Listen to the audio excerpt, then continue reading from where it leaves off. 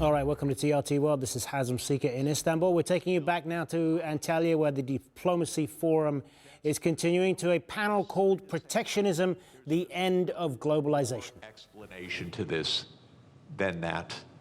It makes no sense. Now, it raises, if I could, just one last point. How can this happen when it makes no sense? And that, people should understand, we are in one-person rule in the United States. Our political system is in a state of collapse. What President Trump did is an emergency decree.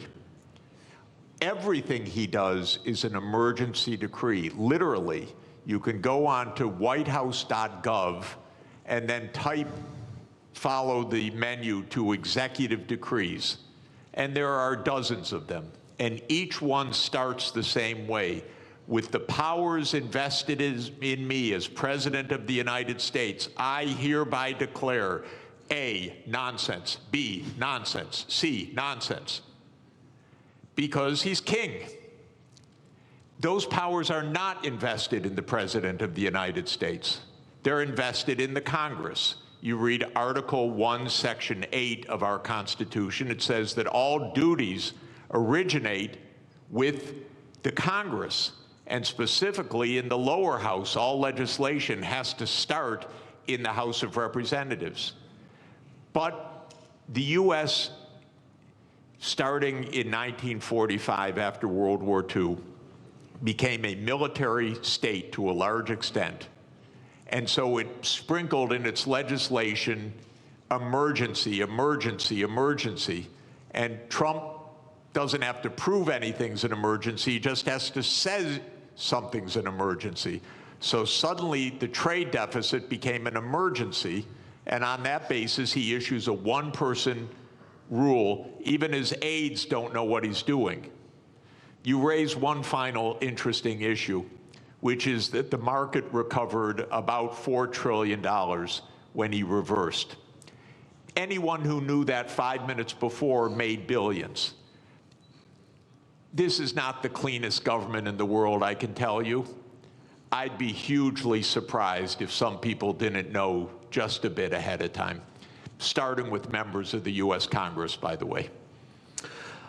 Look, we'll get into the more general issues about protectionism and the end of globalization, question mark, in a minute. But I think what's happening and the directives coming from the White House is such a perfect example of what this panel is about. I'd just like to stay on this just for a few more minutes. Minister, is protectionism always a short-term aim, and does it always come at the expense of the longer-term gain? Donald Trump hasn't said it in public, but apparently in private, during his first term, he was asked about the problem of the US national debt. And his answer was, I don't care because I'll be dead by the time it's a problem. And apparently that's also his approach to the climate crisis. So is this protectionism coming from the White House a short-term fix, which is going to hurt America in the longer term in terms of how it grows? It's not a fix. It's apparently a quick fix, but it's fundamentally flawed, as Professor has very clearly stated. Look, protectionism is nothing new. If you look at post-global financial crisis, the number of annual trade restrictions have gone up dramatically. In fact, like last year, there were over 3,200 trade restrictions. That is almost 11 times higher than what it was pre-global financial crisis. So this has been a trend, but what we have seen over the past week or two is clearly a new level. This goes beyond some protectionist measures, trade restrictions. This goes into something, an all-out trade war. So that's really worrisome, because if you go back, again, I mean, if you look at 20 years to global financial crisis, global annual trade growth was 2 times world real GDP growth rate. So in a way, trade was the engine of growth. Mm-hmm.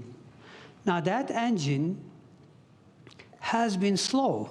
So if you look at post-global financial crisis, global trade growth barely kept up with real GDP, global GDP growth.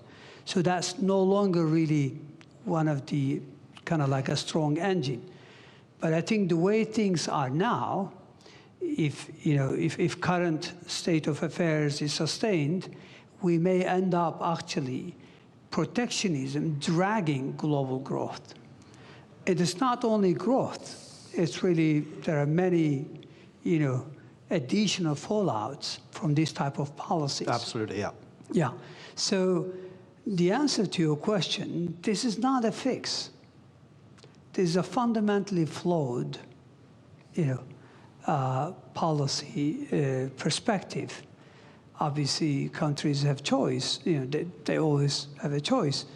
But we would rather, see world moving back to rule-based, multilateral framework, where everyone benefits. I think I agree with Professor. Over 1 billion people since 1990s have been lifted out of poverty, predominantly in Asia. I'm talking about absolute poverty here. And that's largely thanks to, trade and growth associated with that trade.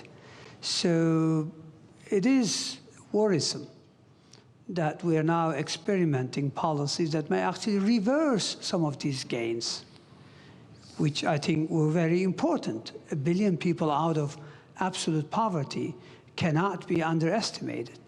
It's quite significant. Now, admittedly, trade do cause geographic dislocations, but the solution is not protectionism. The solution lies more internal sound policies, structural remedies, but also you can deploy tax policy incentives and other things to address, dislocations in regions caused by, global trade openness.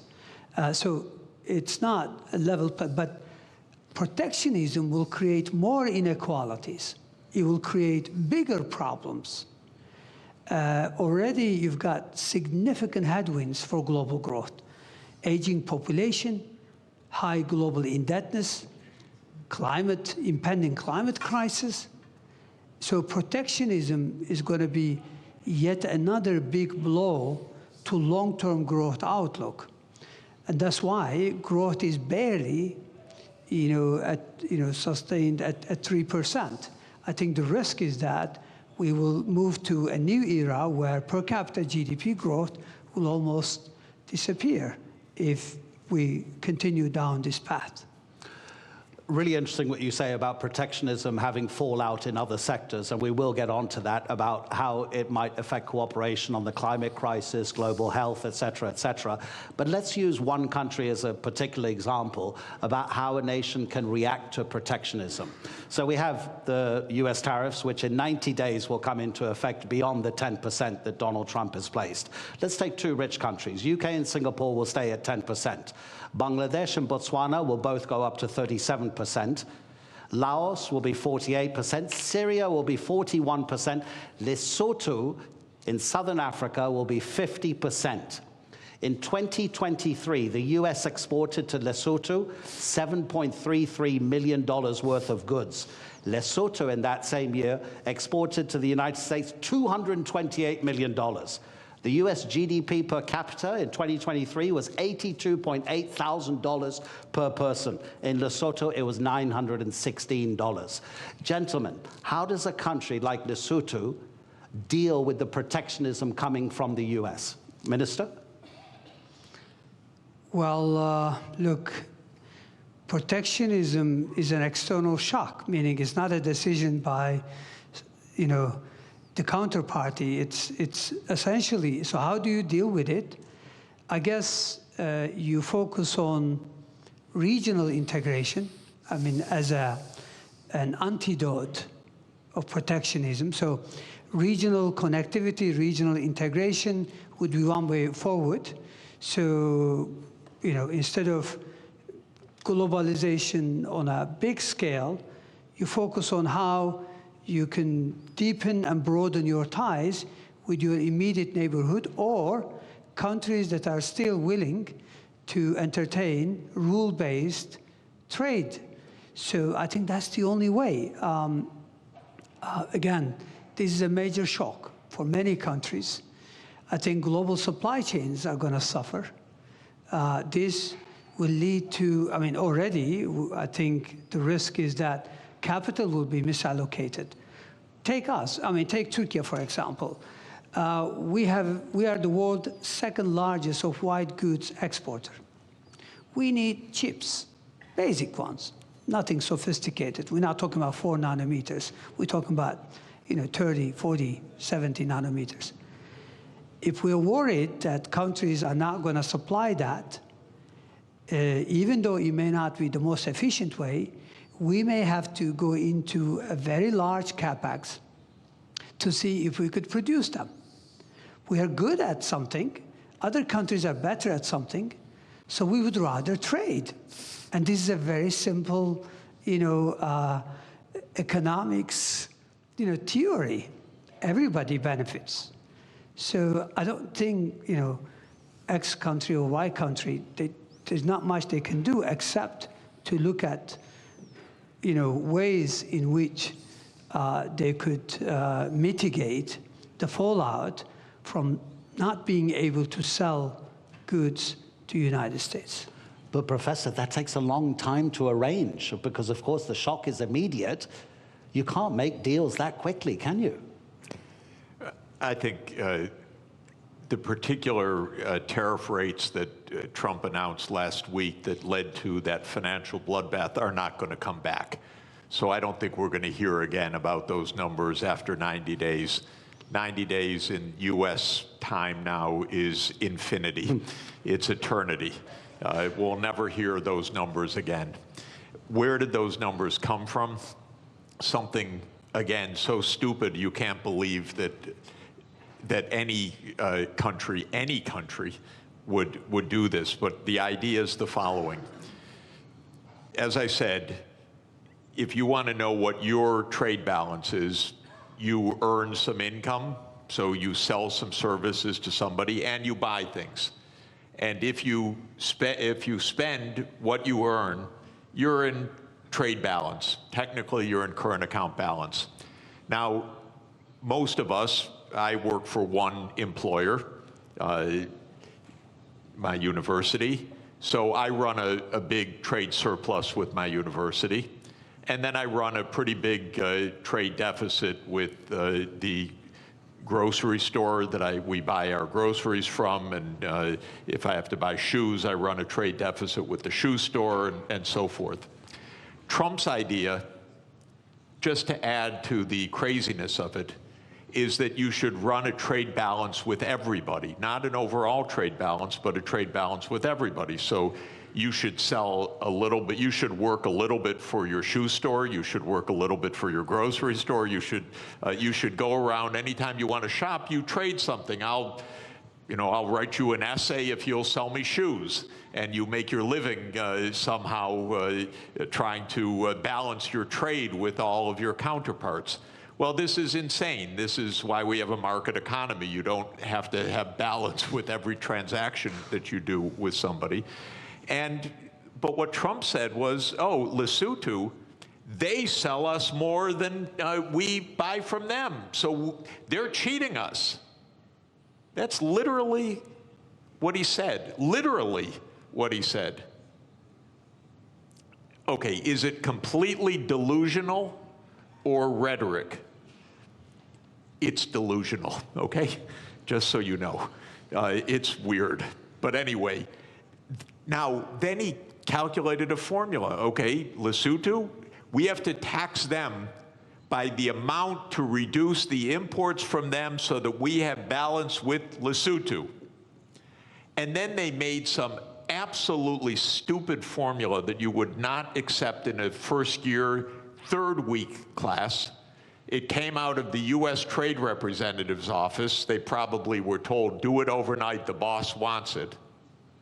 And then they came up with a list of tariffs, country by country, based on the bilateral trade balance. You cannot make this stuff up.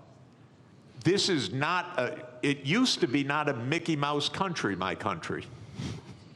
But this is Mickey Mouse. This is not, and I'm sorry, I apologize to Mickey Mouse. He would not do this. Mickey Mouse is smarter than this. So we are in a crazy land, actually, with this. Now, it stopped for a moment. We'll never hear those numbers again. I don't know what we'll hear in 3 months. God help us, really, because it probably won't have to do with trade. It'll have to do with something else.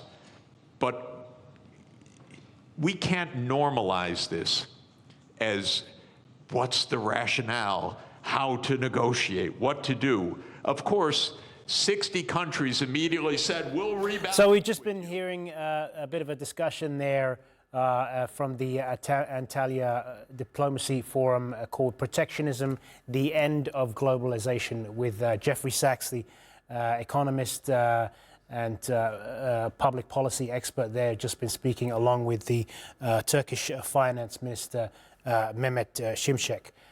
This was chaired, of course, by our TRT World colleague chairing that discussion. So we're going to bring in our correspondent, Ilyas Avci, who is at the Antalya Diplomacy Forum. So Ilyas, bring us up to speed on what we've been hearing today. Well, Aaron, Turkish Finance Minister Mehmet Şimşek took to the stage, and if anyone was expecting political flourishes, they got economic realities instead. They were talking about US's tariff policy, and he said that this looks more like a quick fix, but it is one that's likely to fail. He said protectionism is nothing new, but the way that it is being conducted this time looks more like a trade war instead of protectionist measures. He said in the last 20 years, global annual trade was 2 times the global trade growth, but the way things are now, the protectionism is likely to drag global growth, and he said additional fallouts may also occur due to this policy that was set out by U.S. President Donald Trump. He said this doesn't even look like a fix, and he said we should believe in rule-based system and multilateral trade environment. He explained it. He said over 1 billion people in Asia was recovered from poverty thanks to this the free trade that we had. But today it is worrisome that what we're seeing, he said, and we're likely to the protectionism measures are likely to fail, he said. All right, Ilyas Avci, live for us there in Antalya, Turkey, where that diplomacy forum is going on. The news continues here on TRT World. Back with more later.